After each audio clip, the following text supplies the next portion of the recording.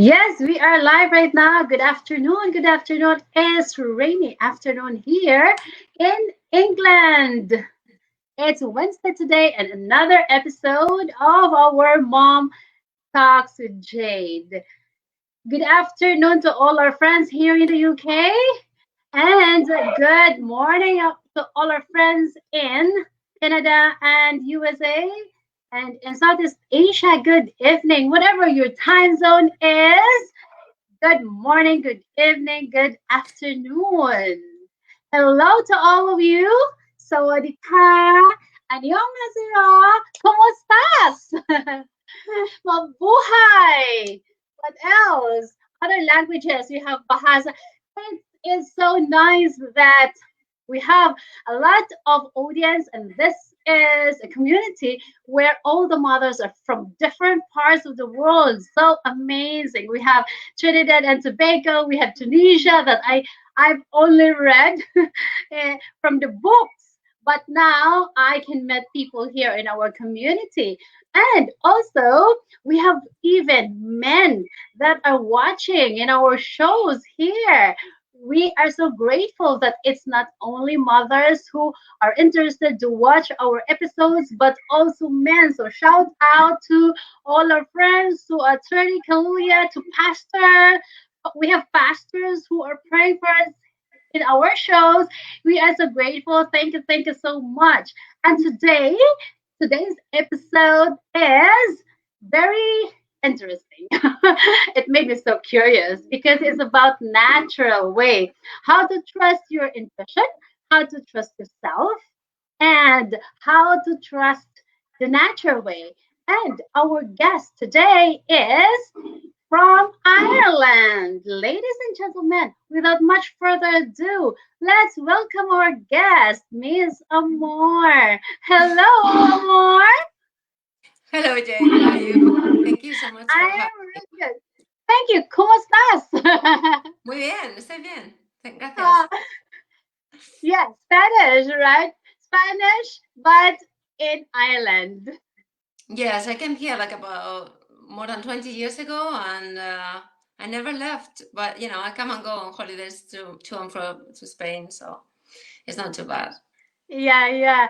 I can understand a lot of Spanish words because I was born in the Philippines. So Hmm. my dad speaks Spanish because he is from the city in the Philippines that speaks like Spanish, the Zamboangueño. We call that Zamboangueño, which is Spanish. So I can understand, but only few words that I can speak. Bonito. Yeah. Me So encanta. so tell us more about yourself.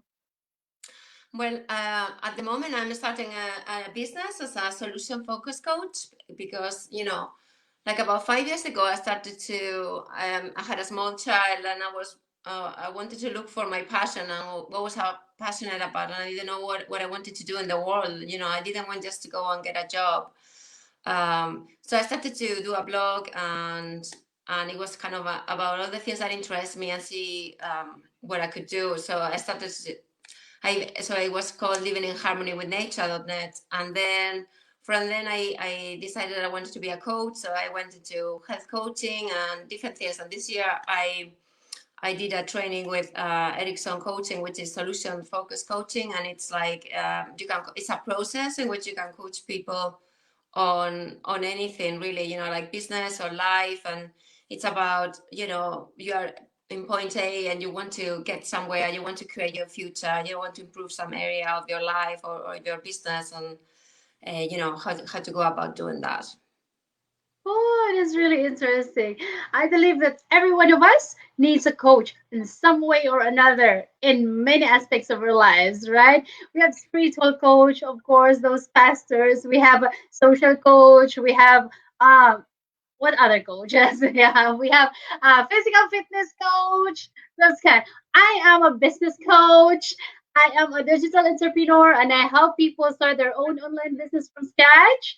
So Hmm. that's what I do.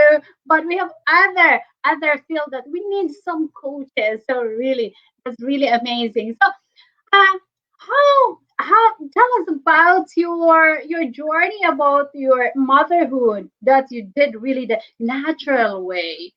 Mm-hmm. I think, yeah, maybe even before starting, I became a mother at 42. So I got pregnant at 41. So it was just in my early 40s. And maybe um, go a little bit back to my 30s and what happened in my 30s, because that informs then what happened when I got pregnant and how I dealt with it and how I was able to overcome, like a kind of bad diagnosis that they gave me at pregnancy, and how I was able to, use my intuition. And so all that started earlier. I started in my early 30s. I started with back pain. One morning I woke up and I got up like a pain on the neck, a cringe, like a muscle pull or something. And Mhm. from that, like it didn't seem anything major, but from that I started to have pain. I stopped working because I was in too much pain. I couldn't really function properly. Like I would get headaches, and it wasn't like, apparently I look healthy, and when I went to the doctor, they didn't really take me seriously.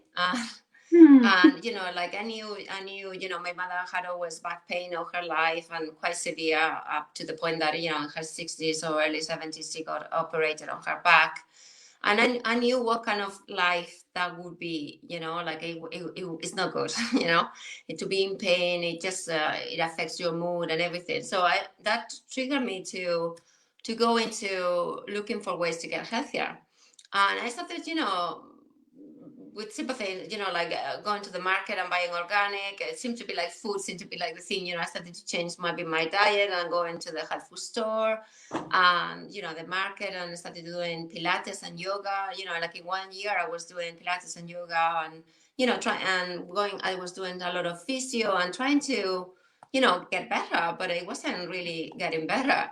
And then, I feel that life kind of moves us through different experiences, and sometimes, the experiences are what we consider not good because we judge them. But looking back is the ones that makes us grow, and it makes us we learn so much from them. And I so that agree. that put me in the path of natural health, believe it or not, because I was always kind of quite healthy, but I had my things, like. And then something happened a few years later, as I went to couples counseling, looking for health in different ways, just to get healthy in my relationship. And then it was something happened. I had another health issue. I got candidiasis, and I didn't know why. Basically, I went on, and this is relevant to what happened later. So I'm not saying it just to tell you my health Yeah, story. yeah, yeah, yeah. Um, so I got candidiasis, and I went to the GP, and they give you the normal treatment, and some antibiotics or whatever. And what happened with that was, like, I had been on holidays, and I got like a viral infection, and they had given me some antibiotics. And at the time I didn't know that for viral infections you do never take antibiotics, because it just doesn't do anything to them. So what happened, it was, because it was a very strong dose of antibiotics, it kind of affected me, and it kind of wiped out all the good bacteria in the gut. And from that I got a candidiasis, like a yeast infection in the vagina. And then, so I hadn't really understood what was really going on yet. So I went to the doctor, and they gave me the normal treatment for this stuff, like pills and stuff, and it seemed to go away. I went back on holidays, and I kept on, the normal holiday things, eating a lot of sandwiches and maybe beer and stuff. So all that kind of triggered back again another episode. By the time I came back from the holidays again, another relapse. I went to the doctor, and they gave me the same thing, and by then after, it was like it was left with. I didn't the second time I didn't get like the normal effect of the cottage cheese thing. It was more like just like a terrible itch in the area. So as you can imagine, it's like you cannot go anywhere because you're scratching, and it's an internal itch, basically. It's quite bad. And I was with that thing for 5 years. But so that brought me to more health, and looking. So I was in a special diet that I clean up, all, no alcohol, no coffee. I had to get quite severe, with Yeah, quite a strict diet. So that cleansed me out. But the important thing is that by that point, I had come to the realization of the effects of antibiotics in the body, of what it had done to me, and how I still had the viral, in fact, the virus that I had got originally from which all this started.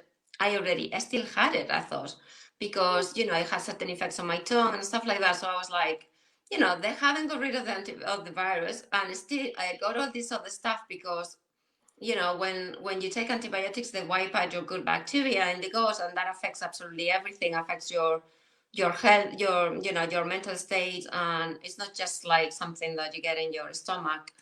So so what happened then? If we move on, so that was like late 30s, and if we moved on to my early 40s, I was feeling better then, and I thought that I had gone to couples counseling and stuff like that, and I felt like I was more prepared to be a mother, and health wise I was feeling better, and I was on top of things. So I was I decided I was gonna get pregnant, and everything was fine until my 5 month. That in Ireland they do go into the hospital for the first checkup and the first X-ray quite late. So it was at 5 months that I went, and what happened was everything. I by then I had already researched natural birthing, and I had already, I kind of prepared quite in advance. So I had always known that I was afraid of giving birth. Not terribly afraid, but like sometimes people would tell us stories, and I will get that squeeziness in the belly. I was like, a bit squeamish. I never liked blood or anything like that. And I mean, if you're born, I don't know in other country, in other parts of the world, but if you're born in the Western world, we are being totally hypnotized to believe that pregnancy, that giving birth is the worst thing, the worst pain, and like you're bound to be afraid of it because it's in everything. And so I knew that I wanted to get rid of that fear, so to be able to give birth in a more natural way. So years previous, I had already researched and got a few books and more like following the midwifery model. And what else I did? I found a kind of hypnosis program that it was from an Irish hypnotherapist. I think she brought it to the US as well. So I think it's probably worldwide now. And so I had kind of my system in place. I felt that giving birth is like a marathon, particularly for a first time mother, because they say, you're going to take at least 24 hours giving birth. And so I felt, like you don't go into a marathon without preparing. I never ran a marathon, by the way. Maybe I will, I don't know. So I thought, I have to prepare for this. So it was like mental. I have my hypnosis program to be able to. It was a whole thing to reprogram yourself, so to believe Yeah. that you can give birth, but also it was then so that you could use self hypnosis in the moment of giving birth, and during labor and stuff like that. So it was training you for that. And I was, like a good diet. I was, health conscious, a good diet. I was doing belly dancing. I was doing yoga for pregnancy. So I was more than average healthy, I would say. Like when I went for the first time to the doctor, they said, the nurse was doing the checkups, and I was like, you have perfect BMI. And I was like, so happy. And then the moment after, so if you think about this, I was already have had a history of not taking medication. Already for a year, I wasn't taking any medication. I had already kind of committed myself to not taking any medication because I had come to the realization that it's not doing any good for my body. It's not getting rid of the illness. It's just treating with the symptoms. And I had all this history of antibiotics and illness, and so I was already past the point of believing that it was going to do anything for me. So what happened was, I got this doctor in the general hospital, and he was quite Oh, anti-vaccine, you know. yeah. So from the moment he said, oh, I believe the nurse tells me that you want a pool birth, a birth in water, and that's really Water. for whales and dolphins. He had very kind of sharp comments to the point that I left the place crying. I left the place, I said to my husband, make the appointment with the midwife straight away because, this guy is not going to touch me.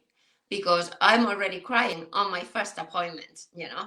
So by then I had already, because of all these illnesses, I had found somebody. I was always looking for the natural way how to heal myself.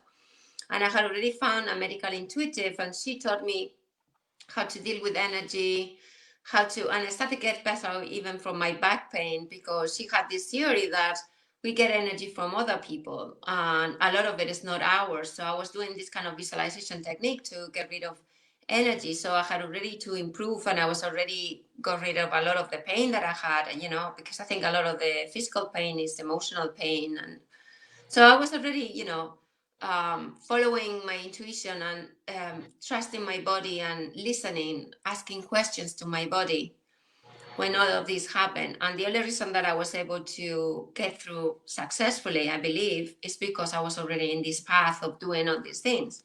I was doing this, getting rid of energy and, you know, just working with my body and asking questions to my body is a very simple technique, but I find it that it's very effective because it's asking questions to my body, and the body holds everything. You know, I think the body is the key to joy because it holds it's just information, you know, and pain or whatever you feel in the body, it's just information, you know, and if you can talk to it and ask questions, you can try to unravel what is this about, you know, and how to let it go and get rid of it, you know. um so what happened So was you trust your intuition, and then you ask your body, and you did really had a birthing, water birthing. yes, yes, Oh, was it in a pool? yes. So what happened was, just to link it with the hospital, was I was diagnosed with RB positive, so even the midwives couldn't do a natural birthing for me because it was impossible because of insurance and all these kind of things. And they told me I had to take antibiotics, drip, and I knew the implications that that would have on the newborn. You know, like 24 hours giving birth with an antibiotics drip, it will affect the baby. It will go through the placenta. So I wasn't. I have. They told me I was gonna die basically, but I didn't do what they told me. And you know, for 3 days I was quite bad, and I have to think about, you know, I didn't know because they are the experts, but at the same time, you know, in my body I didn't feel there was anything wrong with me. I didn't feel sick. I Mhm. didn't feel that I had, they told me I had a systemic infection, and I was like, I feel good. So anyway, I have to go into research mode and find information, and eventually I have to actually give birth in Spain and find my own doctor that would give me that would help me to give birth in my house. And so it was a, you know, and the only way that, you know, I think most women, when they're told something like that, they will go with what the experts tell you to do. But I think the whole point that I'm trying to come across with this in short time is that, you know, it's all the time about, and the times that we live in, that this with the all this thing that is happening with COVID and all that, and or the agenda that is behind that. And what I want to come across to people is that always trust your body and trust your own intuition, your inner knowing, because on the one hand, we're not that accustomed to do that, so we're not kind of build a muscle for it. And also, the your intuition and your inner knowing is not like the it's not like the mind or the inner critic is very loud. It's very subtle, and it's just like I think it's always happens so that life almost tests you, so that to see if you trust yourself and to learn to trust yourself and trust your body, instead of trusting an external authority that tells you that they know that what's best for you. But at the end of the day, our intuition is always keeping us safe. It's there. You know, all animals have this instinct that, you know, what the gazelle is going to be jump over by the lion or whatever. It always knows a couple of seconds before, you know, it always has the chance to run away because Mhm. there's this kind of instinct and, you know, the energy field and other things that we have that we don't really know or understand. So I was able to, yeah, I was able to give birth in a natural pool, but I have to go through, you know, through a process of really a lot of trust in myself and in life that it was gonna keep me safe. And I had this mantra for, you know, for the outcome that I wanted, you know, a healthy mother, a healthy baby. Mm. So eventually everything worked out fine. I had my own kind of natural way of doing it. I took garlic to deal with possible, because I probably, I don't know if I had something or not, but, they told me I had this strep B thing. So I took garlic. The doctor came and it was always all the time, very a lot of emphasis had been placed on you are giving birth yourself. You have to give birth yourself, and it's a lot about trust your body, and like he's not gonna do it for you, And so I went into I hypnotized myself, self hypnosis, and I was able to give birth, and it was kind of a long labor, and I think if you look at the midwifery model, in hospitals they do not allow the women the natural time that it takes for a first-time mother to open up to the whole birthing process, the whole labor, to open up your body to be able to have the baby, you Yeah. know. But everything went well and everything. But I think a lot of the, like in the Western world, which is what I know more of, basically two countries. um, it's there's a lot of emphasis in the women, like the doctors doing it for you, like. But there's so many advantages to give birth yourself, like that people things that people don't know about. I think a lot of people don't know, because if they did, they would go for it more, like for example, when the baby goes through the birth canal, it's being colonized by the bacteria of the mother, and it's not the same to have a cesarean. Like if you're in a hospital, you're in a first-time mother, you're over 40. I mean, they told me I was too old to be pregnant, and the doctor said so, which to me it was like I aged just by listening to him for half an hour, because I was like, are you kidding me? Like I had no problem getting pregnant or anything. It was like mind-boggling. It's like, what am I listening to here? And like a cesarean, the baby is really colonized by the bacteria of the doctors and the nurses and whoever handles it. And I have a whole article in my blog about that I did years ago, about how when we're born, there's certain pathways in the brain. Like if we don't, the first experiences of life are not safe. I read a lot about that, about how the babies are handled when they're born, and like they really need to be handled by the mother and the father, and really not much more. Like I tried to create like a loving energy as much as I could, and when you're given birth, the women need to be whole, in people that are able to hold the energy in a loving energy, because we are receiving a soul, we're receiving a baby into the new world, and we need to hold the mother. The mother's doing all this effort, and like she may go into fear, but if she has people around them that are able to hold her with love, then she's able to go in labor and go through the whole process. And of course, knowing hypnosis really helps, because I didn't feel pain so until the very last bit that she came through, and it was just like a 30-second thing. But for the most part, I was painless. So I was able to go. It was Hypnosis, like, like mind setting. yeah, it was like a meditation, and I was going into I was making sounds like, for the chakras, each chakra has a sound. So I was making, I don't remember what sound exactly, but I was lam or ram, or, I was doing one of these sounds and moving Um, in an opening spiral. At the time, I didn't even know that it was an opening spiral. I was opening to the left, and I was like, "This is wrong," but it's just like go with it, go with what the instinct kicks in, and go with what's. I also invoked, like, any past ancestors or any past women that have done this before to help me, and I did a lot of mindset, like I had like a vision board and lots of different things to help me. So yeah, and I did, for example, I didn't say that to you when I talked to you before, but I did like a moon birth, which is like, which I think is follows the natural path as well. I read this from blogs, but a couple of blogs, and I think in more, maybe in the Philippines do it more, or maybe in other cultures that are more like with indigenous people and things like that. Do you know what it is, a moon birth? no, what is Okay, it? so it's like when the baby is born in the hospitals, immediately or very soon, they cut it from the placenta from the baby, they detach it very fast. So in Yeah. other cultures, what they used to do, it was like they kept the placenta attached to the baby. So the placenta and the umbilical cord and all of that detaches itself naturally. So it's allowing the process of that happening naturally. And so you need to take care of the placenta and clean it and wash it and put it in herbs, like I put lavender and rosemary herbs, and regularly change it, because if you haven't cleaned it properly with the blood, it could Smells. smell, it smells. But I was in Madrid. I had to give birth in Madrid, and it was quite hot, so it took 3 days to detach, and it was an amazing process to see. And for those 3 days, what I noticed was that the baby was really happy, and she wasn't that attached to me.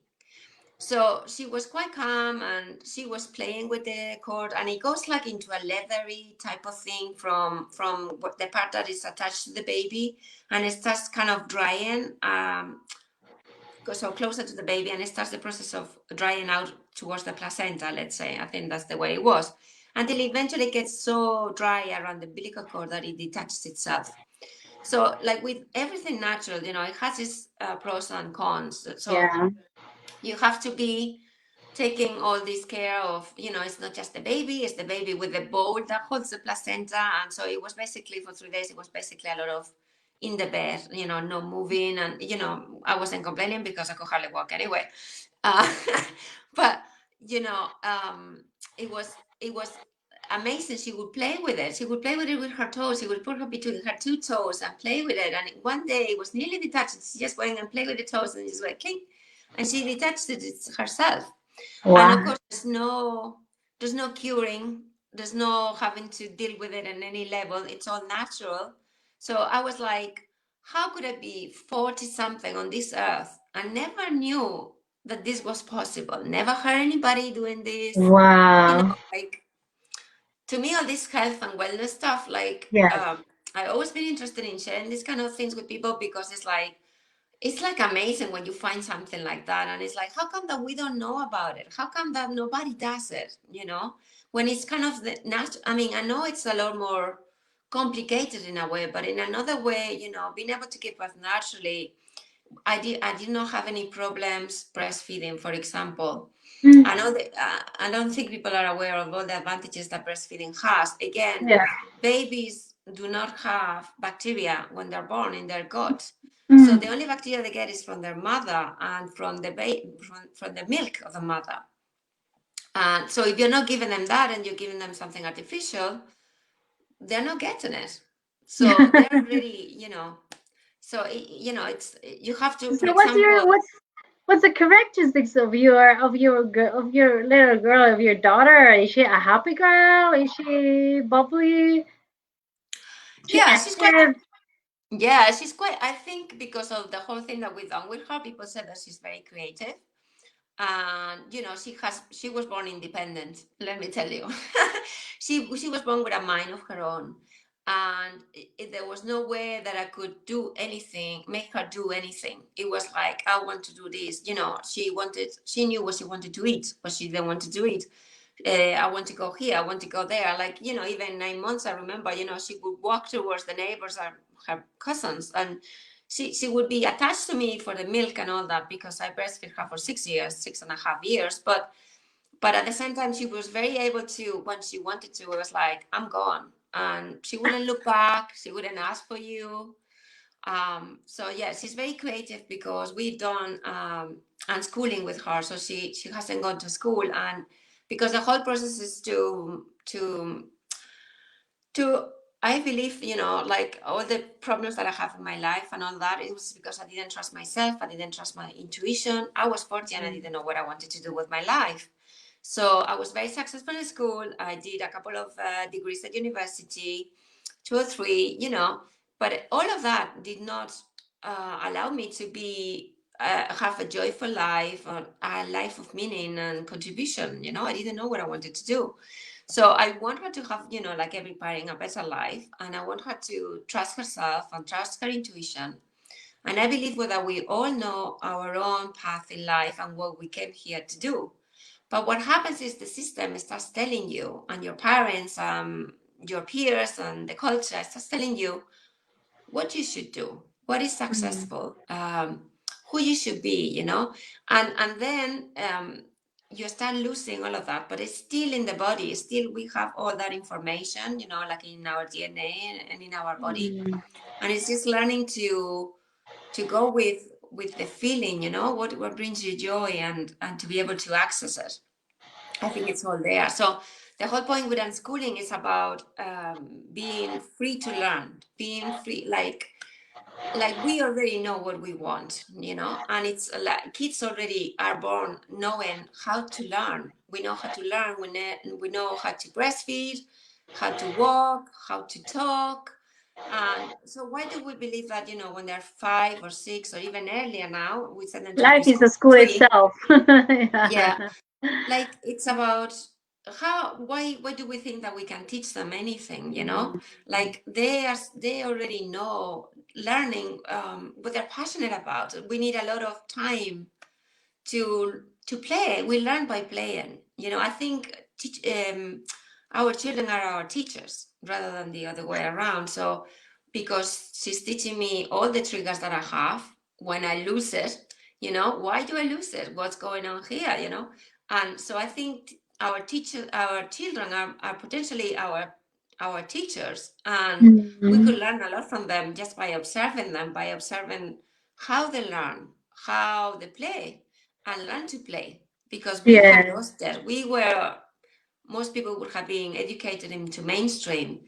So we went sent to school, and we were told to to learn a curriculum and to forget about what we're passionate about and what we like and how to play. So, by the time you are in all your life in that system, by the time you're 18 or 20, not that many people know what they love doing, and of course that will link it then with coaching, and why I'm so passionate about coaching, because it's all part of the same thing. It just brought me all along, Yeah. in a certain Right. way. So, what's your final words to our mothers that are listening to us right now, to our live, or even later for our replay, and to all the parents, if you are watching this on replay later, please leave your comments and leave your question because we will reply to you later. And if you have questions, it would be really good because we could engage later in discussion, even in just chat. So please do comments below, even in replay later. So, what's your final words to all the mothers out there that's maybe sometimes confused what to decide or about their lives? And tell us how they can reach you as well. Okay, so yeah, final words. I would say the most important thing is to trust yourself, because we come into this world and most of us had like experiences that do not make us feel safe in the world. So we do not trust ourselves, we do not trust our bodies, we do not trust the world. And if we don't feel safe, we cannot really create and play what we're here to do. So I'm thinking the most important thing is continually checking, am I trusting myself? And also, do you choose love or fear? I think that's a very important one, like if we, to choose love, because any decision that you are made based on fear, it's gonna bring you to a completely different pathway, So it's love and trust, trust love, trust Mm. yourself, trust your body, like it, it doesn't matter what anybody else is saying. You trust, check with yourself, with your body. What is your body telling you? I think that's the main thing, because particularly in the world that we are in today, like we are in for for a shock. So just go Yes. back to trust yourself and checking with your body and what it's telling you, Yes, and that has given so me. many. There's so much to learn from you, so many things to talk about. There are so many subjects to cover, but we don't have time. So, if there are other parents that really wants to know more deeper and more about solution focus and everything, how can they reach you? Yeah, I think we could put the link of my business Yes. page, but anyway, anybody that the easiest way is go to my business page, or anybody that wants to reach out to me personally, just message me. and maybe we'll put the links to my website as well. But just message me, and if you would like one-on-one solution focus coaching, which is just working with your thought processes. I don't give advice on that. Just I could do like a pay what you want, just to get a sample session, just to see what it's like, and if you like it. I could do a pay what you want, like just quote Jade and the show, and I'd be happy to do that. Oh, that's really awesome. So they can like trial Yes. session. That's really, really good. That's really awesome. We would be really, really grateful. So to all the mothers who want a free session with Coach Amor for a solution coach, solution focus, and some strategy and trusting to your intuition, trusting yourself, then reach out to Amor, or you can reach me and I could reach you to Amor. Or write a comment below and then we will get back to you. Thank you so much, friends, for tuning in and watch again for our next week's episode. And we will do something with them more in the near future. Thank you so much, everybody, and have a good afternoon. Thank you so much more for your time. Thank you for gracing us your time here in our community. This is really a good way in helping to our mothers who are from different cultures and different roles, and to educate them, to share to them, and to to coach them somehow in our session today. Thank you so much. Thank you, Jane. It was a pleasure. God bless everybody. Bye everybody. Bye.